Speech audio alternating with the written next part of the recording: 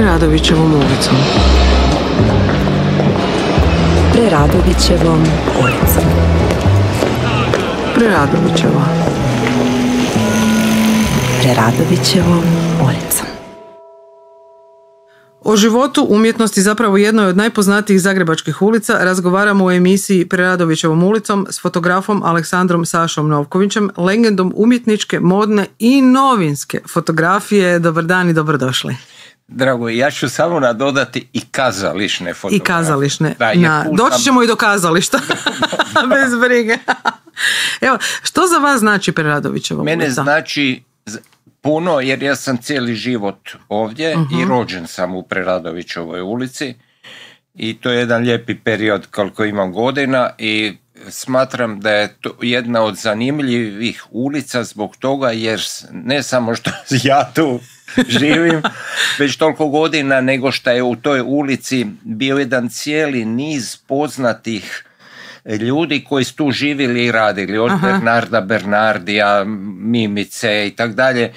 Imam kolegu Zelmanovića koji ima atelje i tu su se događali kako smo imali razne diskontinuitete političke, razne organizacije od tu takozvane tiskare Borba koje je Srpsko narodno vijeće borbom usvojilo. I tu se zanimljive stvari događaju, od toga ulica je lijepa i sad smo čak dobili i taj drvored koji malo oplemenjuje, koji je nekad bio u Berislavićevoj, ali sad će biti navodno opet i tamo. To me veseli jer je ljepše će živjeti. A ovog časa moram reći da sam prilično razočaran s ovom idejom pješačke zone jer je napravila jedan veliki nered na ulici i nije napravila mir što se obećavalo. Nego je sad te gužva. Gužva je strašna. Neregulirana. Neregulirana, da. Vaša kuća u Preradovićevoj ulici ima dugu povijest. Puno se pisalo o njoj, kada je napravljena, kako je zapravo cijela priča tekla s tom kućom. Neki smatruju jednom od najljepših. Je li je? Vama je, naravno. Apsolutno, prirasla mi je srcu. Ovako je, moja porodica je kupila tu kuću 1860. godine, ali ne u ovom stanju, nego u starom, u Svilarskoj ulici. Preradovićeva se zvala tad Svilarska. I 902. 3. su izvršili, kako su bili dosta imućni, adaptaciju te kuće, tako da je djelomično zadržan trakt od stare kuće, a drugo je ta novija adaptacija koju je radio projekt znameniti naš arhitekt Viktor Kovačić, zato mi imamo i zaštitu kao objekta kulturnog baštine Hrvatske i borimo se da tak i bude i ostane, iako ima dosta ljudi koji to ne shvaćaju, a posebno najmanje shvaćaju ovi koji farbaju fasade, špricaju, već sam 5 puta čistio ulazna vrata i tako to je jedna napast koja se pojavila i koju zapravo čovjek ne može uhvatiti, a posebno je problem što grad nema redare koji po noći rade. Kad se radi do 3. Da. Koji dio kuće je vama najljepši? Ovaj koji gleda na ulicu ili? Pa kuća je lijepa sa svih strana, zato smo i dobili tu zaštitu. Ja volim zapravo više dvorišni dio, jer sa onim balkonom koji imamo je sav je zaobljen. I citiram sad Hundertwassera koji je rekao straight line is a crime. Ravna linija je kriminal. A danas moderna arhitektura zapravo sve su oštre linije, i tako se lakše radi. Da, valjda su i ti programi kompjuterski tak napravljeni. Mislim da nije do kompjutera, ali dobro. Ja bih rekao da je, jer kompjuterski programeri određuju šta će ljudi raditi koji ne znaju. Da, a onda je lakše koristiti ravne linije. Da, istina. Nakon Drugog svjetskog rata vaša kuća je bila nacionalizirana. Naša kuća je bila nacionalizirana za vrijeme dolaska komunističke vlasti u bivšu Jugoslaviju. A to znači 58. godine. I od tada mi smo imali sreću da je zapravo ta nacionalizacija se nije odnosila na stambene prostore, tako da smo mi normalno nastavili stanovat, odnosila se na objekt. Aha. A moj objekt je još uvijek društveno vlasništvo u demokratskoj Hrvatskoj. Još uvijek nije u potpuno... Još uvijek je oduzeta. Vi ste se borili za povrat imovine. Ja sam se borio, ja sam bio i tajnik u jednom udruženju, koje je bilo tu zapravo kod mene u stanu, koje ne postoji više, to predugo traje, to su sve zreli ljudi bili koji su to pokrenuli, sad ih više nema, otišli su kod velikog Manitua. Međutim, ostavilo je traga. Ja sam se borio za tu pošteno vraćanje koje je silom i bez plaćanja uzeto za vrijeme komunizma. I to je donekle uspjelo, međutim je zakon koji je to omogućavao bio spetljavina, jedna, ja ću reći, mučka koja sam u sebe grize. Tako da ovog časa i u tome se događaju ispravke zbog toga jer su neke, ta cijela pretvorba je bila, ja mogu sad otvoreno reći, vrsta kriminalne pretvorbe, nepoštivanje ustavnih načela. Nažalost, da. Je li vama vaša kuća inspiracija? Naime, često čujemo kod umjetnika da imaju osobe ili neka mjesta ili građevine koje im služe kao inspiracija za ono čime se bave u životu, odnosno što rade. Apsolutno je inspiracija, jer po svojoj sadržaju i svemu ona je umjetničko djelo i kao tako je ostavila i na meni traga. Ja sam otišao u fotografiju vjerojatno da bi mogao prikazivati to. Ali imam ja i mog kolegu Stanka Abadžića, on tu stalno dolazi nešto fotografirati, veli da ga na Stari Prag naliči. Jer takvog objekta zapravo ima možda 2 u Donjem gradu. Aha. Nema više. Nema više? Ne. To je žalosno. S jedne strane žalosno, s druge strane meni lijepo, jer sam ja u tom objektu. Preradovićevom ulicom.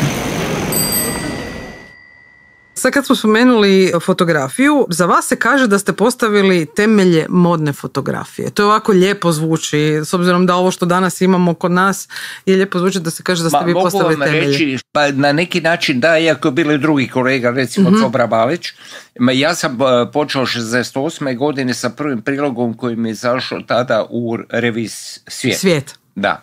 U kojoj sam na kraju bio i urednik fotografije. Modne fotografije, tako. Radio sam za sve kreatore koji su se onda pojavljivali. Počeo sam sa Brankom Hundićem, onda su se pojavila porodica Muhić. Bilo je jako talentiranih i dobrih kreatora modnih, a meni je to bio užitak prvo što sam radio lijepu odjeću koja je odstupala od onog što se moglo u tada naći u dućanima, znači kreativnija je bila i ja bih rekao umjetnički dorađena. I to je drugo, bile su zgodne cure. Šta da kažem? Eto ga.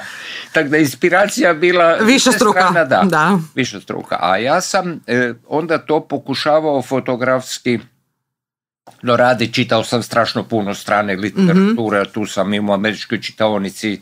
Bila je jedna gospođa Absen koja mi je pomagala i davala na čitanje. Oni su imali te modne časopise. I posle sam i neke od njih upoznao, kao na primjer Frenka Horvata, jer njegovi fotografski prilozi su me uvijek fascinirali. Evo to, kaj se tiče onda naravno vidjelo se da to radim i onda sam počeo raditi više, surađivati sa modnim časopisima, ne samo u Hrvatskoj nego i drugim državama bivše države i o drugim republikama, bivše države, i to se mi proširilo. Ja sam bio i onda u Sloveniji, u Srbiji, u Bosni i Hercegovini, nešto manje, tak dalje, svugdje me bilo, i to je meni bilo užitak jer sam otkrio jedan novi svijet gdje moja fotografsko umjeće i umjetnost su mi davali financijske rezultate i zadovoljstvo. Preradovićeva. Otkud su vam dolazile ideje, osim evo američkih časopisa?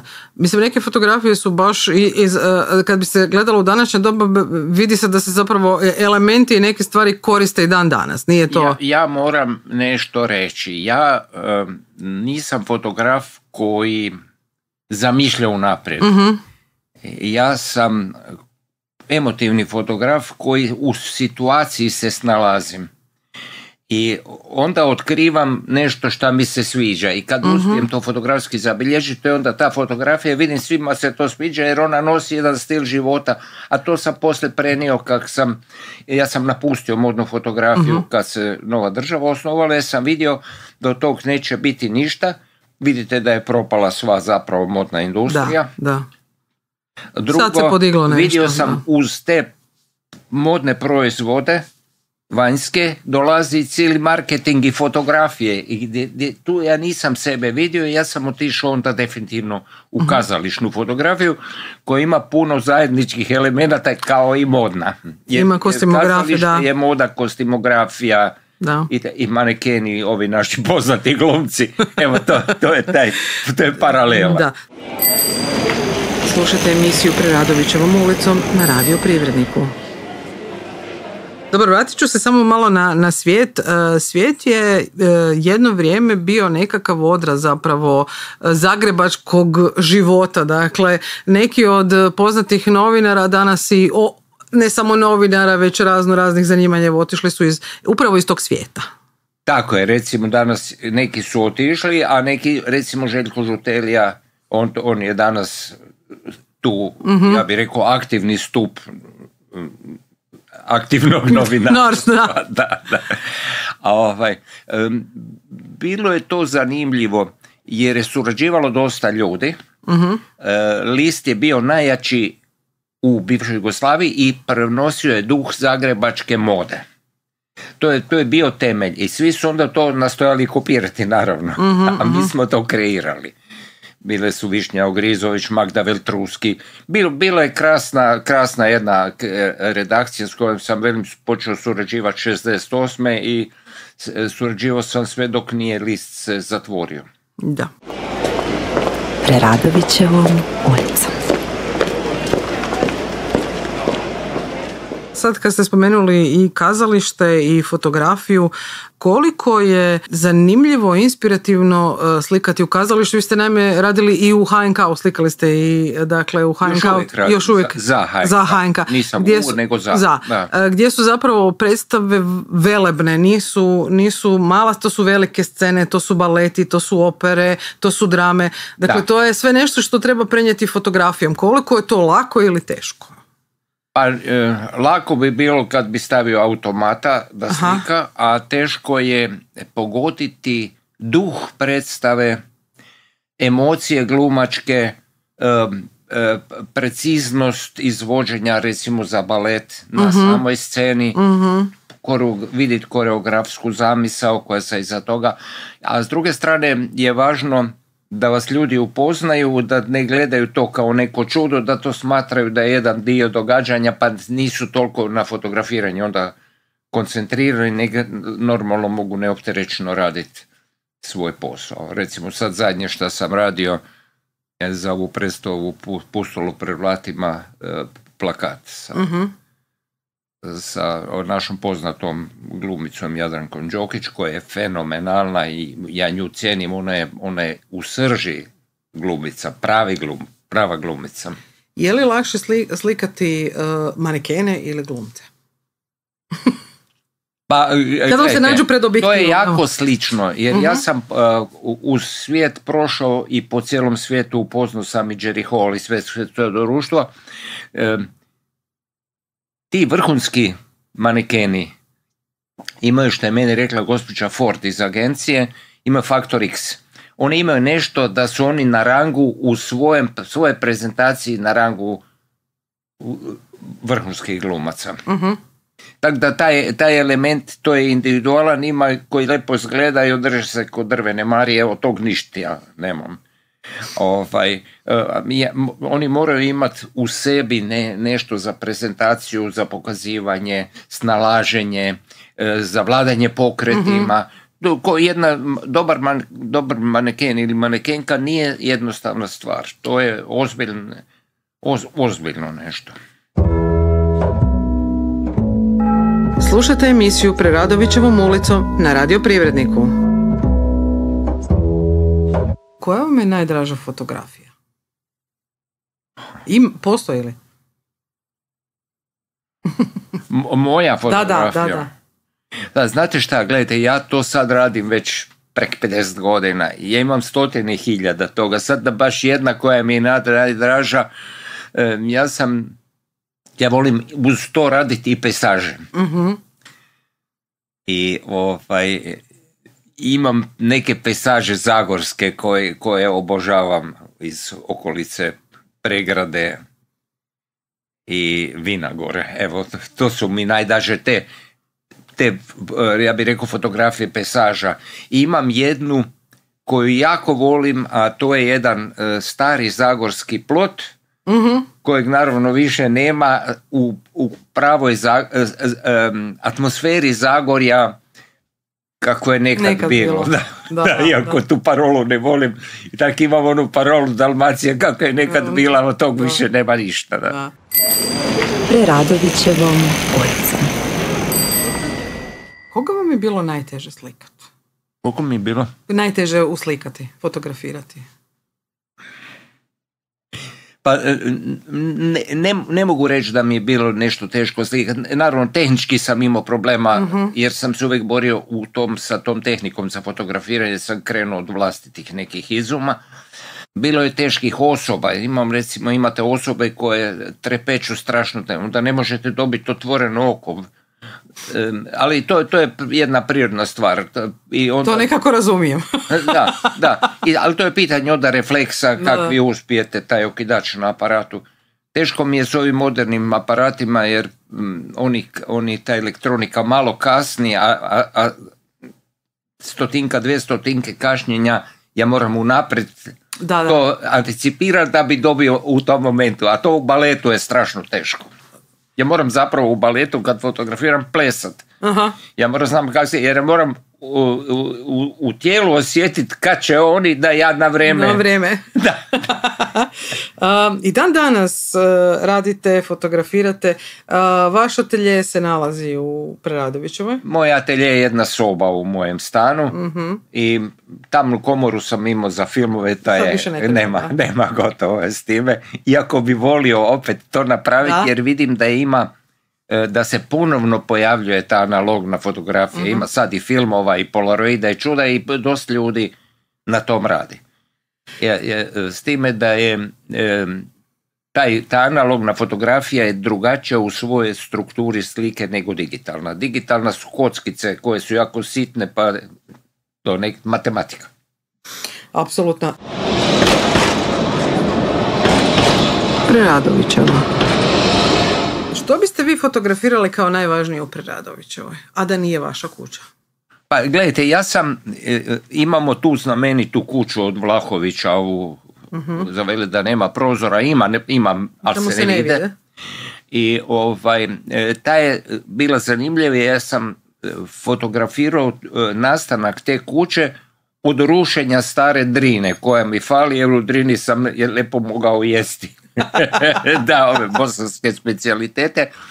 To je zanimljiva kuća i ja mislim da ću napraviti kao poklon Vlahoviću kad bude osvojio jednu malu publikaciju da vidi kako je to građeno. Tu je bilo veselih stvari, posebno kad su donosili ono ogromno staklo za prizemlje.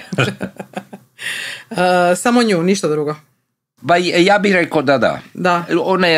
Ona je iskače iz strukture povijesne cijele ulice, ali je zanimljiva. Je li to dobro ili nije dobro da recimo tako postoji jedna kuća koja iskoči van? Pa u načelu mislim da je trebalo možda Drinu ostaviti. Kao što su Slovenci svoju peticiju u Ljubljani uspjeli zadržati.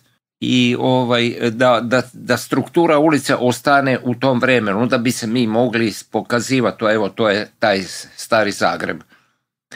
koliko će taj stari Zagreb izdržati u navali ovog novog kapitalizma, ja ne znam. Ja nastojim da moja kuća opstane u izvornom obliku, jedino ovaj potres u zadnje vrijeme koji smo doživjeli i koji je bio jaki, napravio štete, jer mi smo uspjeli obnoviti cijelu zgradu zahvaljujući spomeničkoj renti. Aha, to je super. I vlastitim ulaganjima koja su bila ogromna, ali sad teško da bi mogli jer su troškovi i cijene narasle. Sve otišlo, da. Strašno, da. Preradovićevom ulicom. Preradovićeva je uvijek nekako u žiži. Knjižnica Bogdana Ogrizovića, Francuski institut, Kic, ateljeji, neki restorani kojih više nema. Ali cijelo vrijeme se, zapravo kada se govorilo o Zagrebu, uvijek se govorilo o špici Bogovićeva, Gajeva, Teslina, a zapravo Preradovićeva je ta gdje se uvijek živjelo. Ona je potekla iz Preradovićevog danas zvanog Cvjetni trg. Tako je. I taj Cvjetni trg je bio jedno zgodno mjesto gdje su se isto ljudi sastajali. Sad je to postalo sasvim nešto drugo, nema ni male forme od tog trga kak je nekad bio, jer je on bio otok unutra. Iako mogu reći da je vrlo živ u zadnje vrijeme i ima i tih kafića, restorana masovno.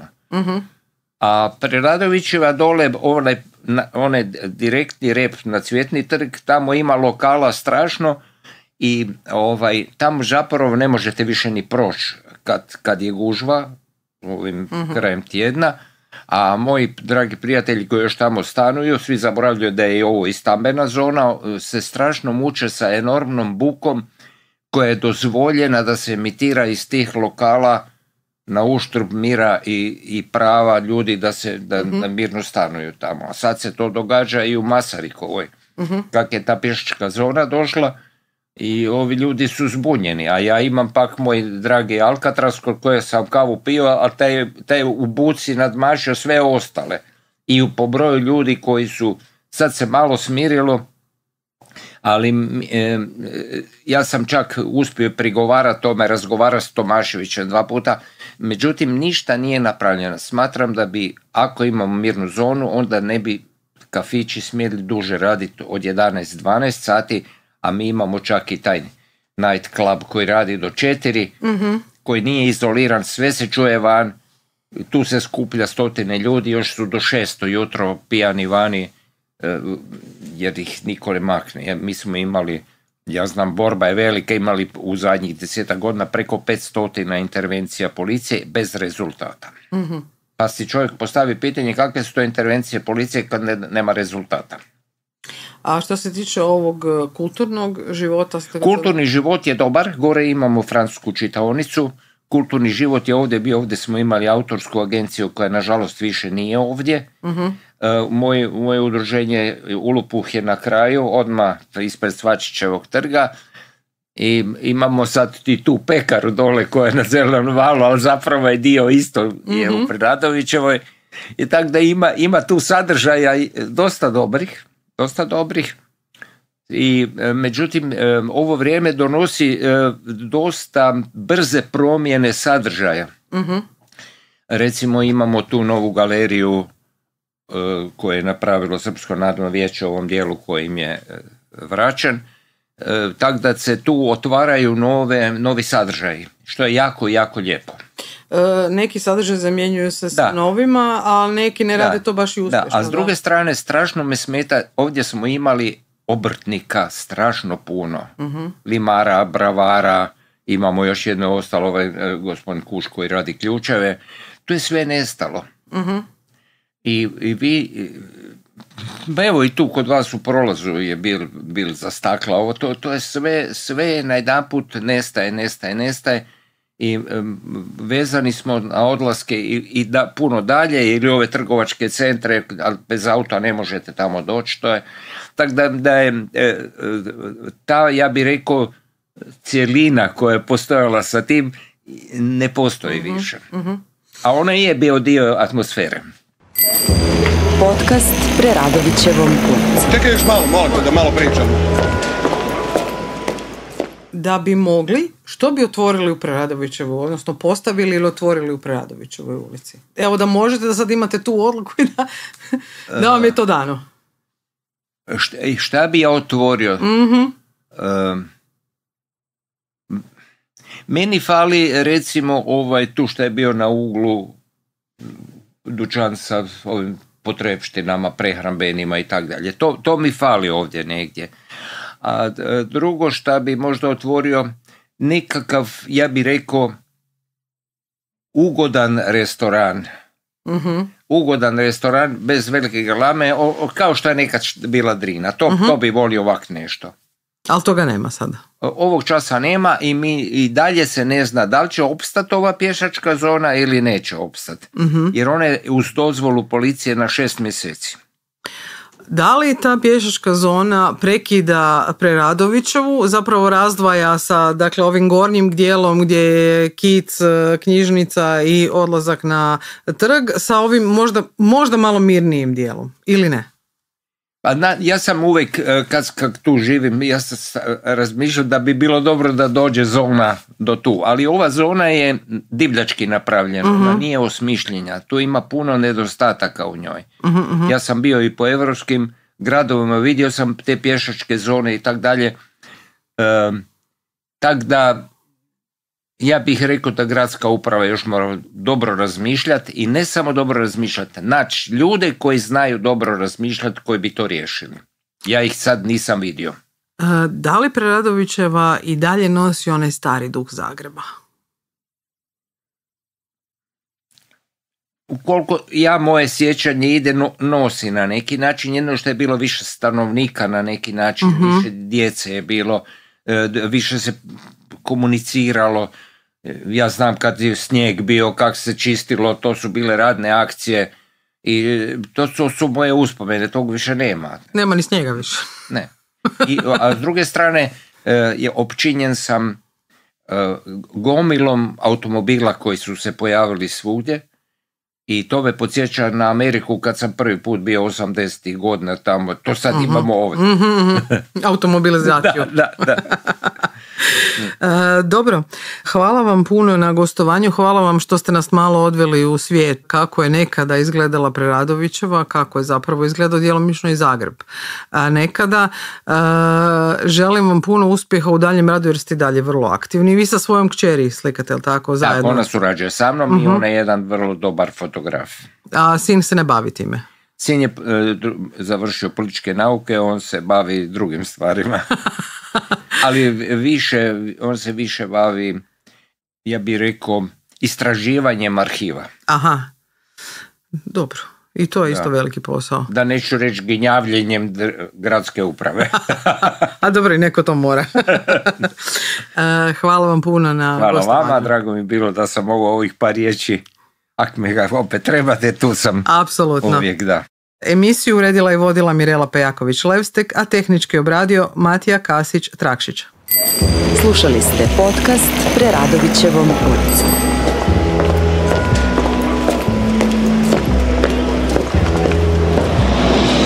Program je sufinanciran sredstvima Grada Zagreba.